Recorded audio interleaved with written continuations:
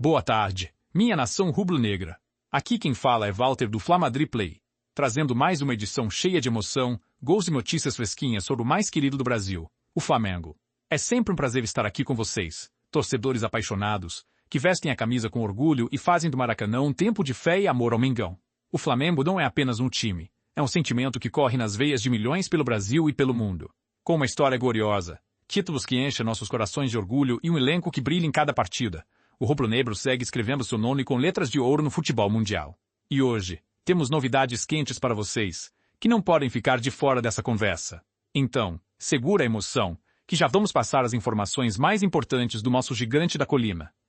Agora, vamos às notícias. Agora mudando radicalmente o assunto, o Campeonato Carioca, que foi transmitido pela Band, fez a sua premiação aos melhores, os destaques. O grande nome escolhido foi o meia Gerson do Flamengo. Aliás, o Mengão sobrou na premiação, inclusive com o melhor treinador, Felipe Luiz, é óbvio.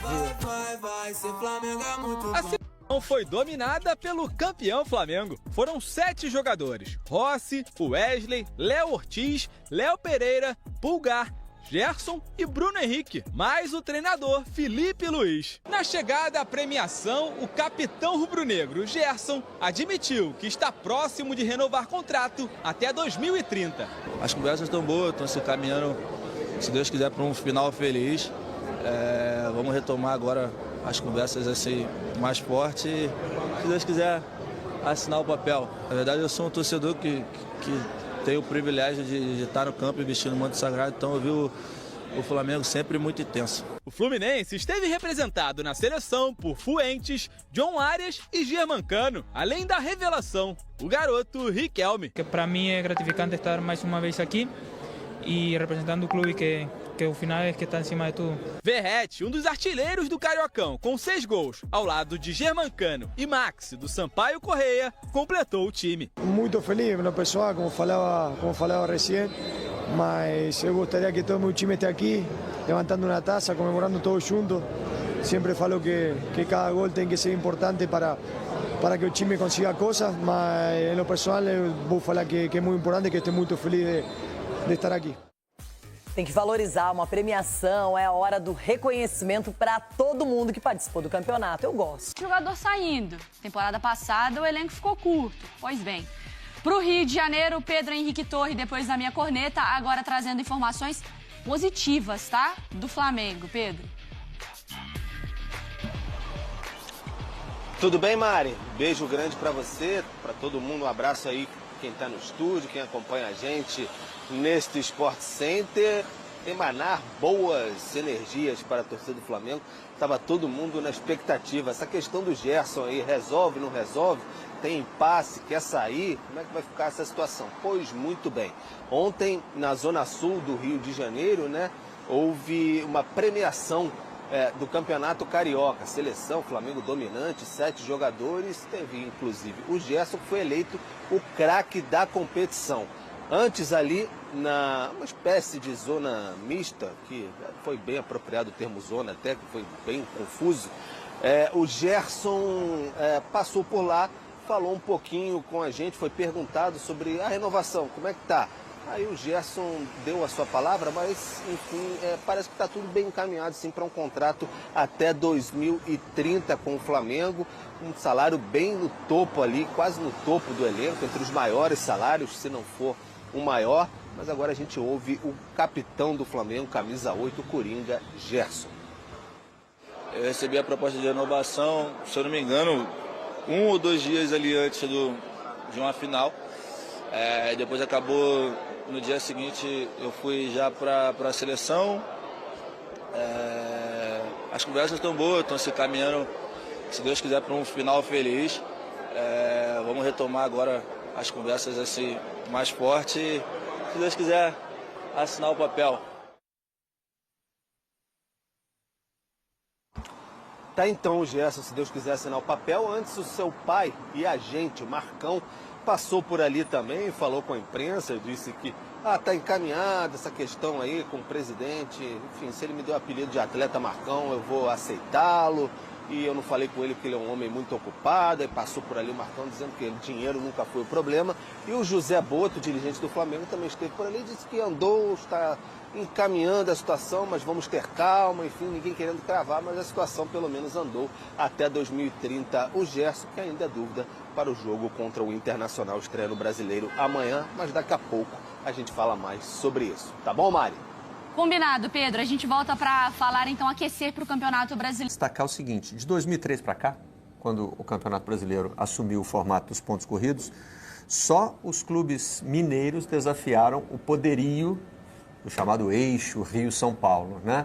Os clubes gaúchos andam fora dessa disputa já há bastante tempo. Fui achar o Grêmio aqui em 1996 na lista e o Inter desde 1979. Diogo, tá na hora de quebrar essa escrita aí, hein? Bom dia. Bom dia Barreto, bom dia Tim, bom dia professor Simas. O Inter teve muitos vices nesse meio do caminho, né? Ele chegou perto ali, mas aí acabou em alguns momentos focando em Sul-Americana, Libertadores, mas enfim, é uma longa espera. Os três chegam em momentos bem distintos, né? O Inter chega disputando no mínimo vaga de Libertadores e talvez seja candidato a título, dependendo de como os grandes, Flamengo, os que disputarem o Mundial de Clubes vão entender esse campeonato, se desfocam, não desfocam no Campeonato Brasileiro. O Grêmio é uma grande incógnita, porque não tem um time ainda, né? Não tem uma grande atuação, 90 minutos na temporada, perdeu o Campeonato Gaúcho, e o Juventude está naquela vida de vinheta e tudo. Falando aí de Flamengo e Inter, jogo interessante dessa primeira rodada, né? Ele reúne os dois ataques mais efetivos da Série A em 2025, ou seja, clubes que disputam a Série A em 2025 com os ataques mais efetivos. 33 gols do Flamengo, média de 2,06, 24 gols do Inter, média redonda de 2 por partida. Fizeram um jogo de 3-2, não foi? Na reta final do Campeonato Brasileiro do ano passado, né? Jogão. Que foi um belo jogo, cheio de alternativa, né? Então, tem aí uma indicação, né? De que a gente pode ter mais um jogo interessante, esse pela primeira rodada. Vasco e Santos não vai ter Neymar, né? É o próximo que a gente vai abordar aqui, infelizmente. Eu até queria... deixei passar uma pergunta para o Vini, se aquele... Começa o Brasileirão, Mauro, logo contra o Internacional, que é um adversário que, pelo menos num primeiro momento, é um adversário que briga também pelo título com o Flamengo com alguns desfalques, né? Qual a sua expectativa para esse jogo contra o Inter? O Flamengo não vai ter o Arrascaeta, o Flamengo não vai ter o Danilo, o Flamengo tem dúvida, Bruno Henrique deve voltar, a gente não sabe se como titular, o Gerson ainda é dúvida, né? Então, o Plata, por exemplo, não treinou ontem, mas não tem nenhum problema, é só por desgaste mesmo, porque ele foi titular dos 2 jogos do Equador, deve treinar hoje, o treino hoje é de tarde. Qual é a sua expectativa aí para esse Flamengo Inter, a abertura de Brasileirão, que a gente fala de prioridade, né? E já começa com praticamente, talvez entre aspas, uma decisão já na primeira rodada, né? Porque seria, pelo menos projetando, seria um confronto direto para 2 times que brigam pelo título, né, o Mauro? É um jogo importante, né? Primeira rodada, o adversário forte. O Flamengo tem que fazer um bom jogo. Lidar com as lesões, com os desfalques, é parte do trabalho. E para isso o Flamengo tem um elenco bem farto, né?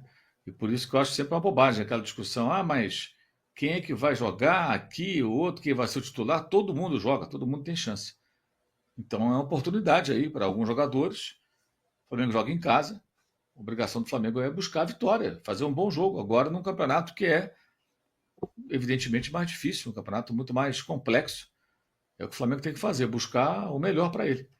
E vai ter agora entrar em detalhes, aí depende muito da escalação, né? A gente não sabe ainda como é que vai ser. Ele tem um problema na zaga, né? Se perder um dos zagueiros, eu boto um garoto ou uso o Alexandre como zagueiro. E tem uma coisa, Mauro, o Brasileirão é prioridade, isso tudo, o jogo contra o Inter é muito importante. Mas você acha que tem que ter cautela ou botar... Não é botar o que tem de melhor. Botar o que tem de melhor dependendo da condição. Por exemplo, se o Gerson não estiver totalmente recuperado, estiver bem, se fosse uma final de Libertadores, por exemplo, ele iria para o jogo. O Bruno Henrique, esses jogadores, você acham que já na primeira rodada, se tiver disponível, já bota ou só se tiver 100%? Depende da situação do cara, né? Aí depende de como ele está se sentindo, né?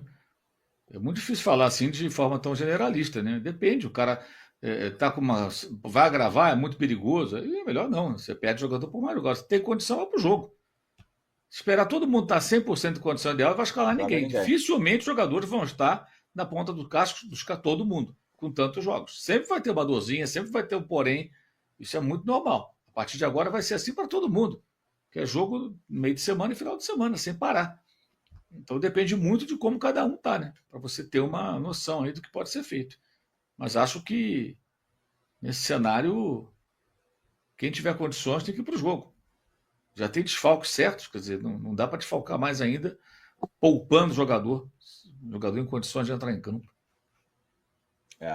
Antes de pedir a opinião do André, deixa eu só dar uma lida aqui na galera. Ó, a Flávia Moretti falou, desafio, galera, essa é boa, tá? Porque estamos chegando a 5.200 pessoas já na live, ainda não chegamos a 2.000 likes, galera. Fecha o chat aí rapidinho, vai no joinha, dá o joinha, dá moral, vamos chegar a passar dos 3.000 likes aí, ó, nova meta, tá? A Flávia falou, desafio, quem não der like, o principal jogador do Flamengo baterá o pênalti como o Rafael Veiga bateu ontem. Tá vendo, galera? Então dá o like.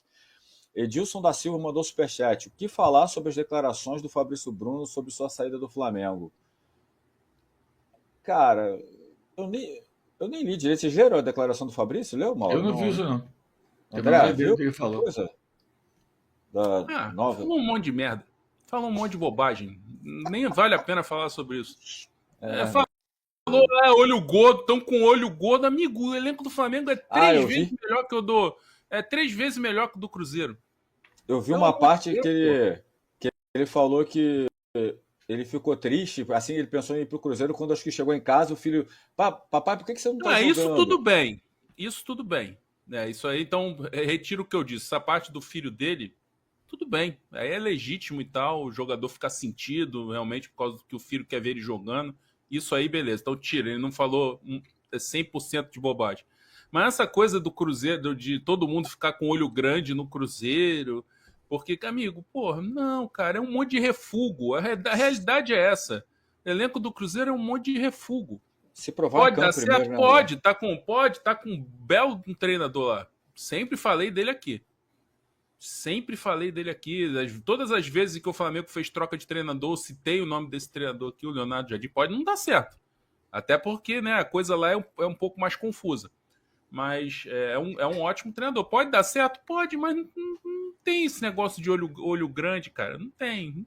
Cruzeiro não tem tamanho, não tem visibilidade nacional para isso. Não tem. Então, falou um monte de bobagem. O Roger Ribeiro, questão de priorizar o brasileiro em frente à Copa do Brasil, eu concordo muito.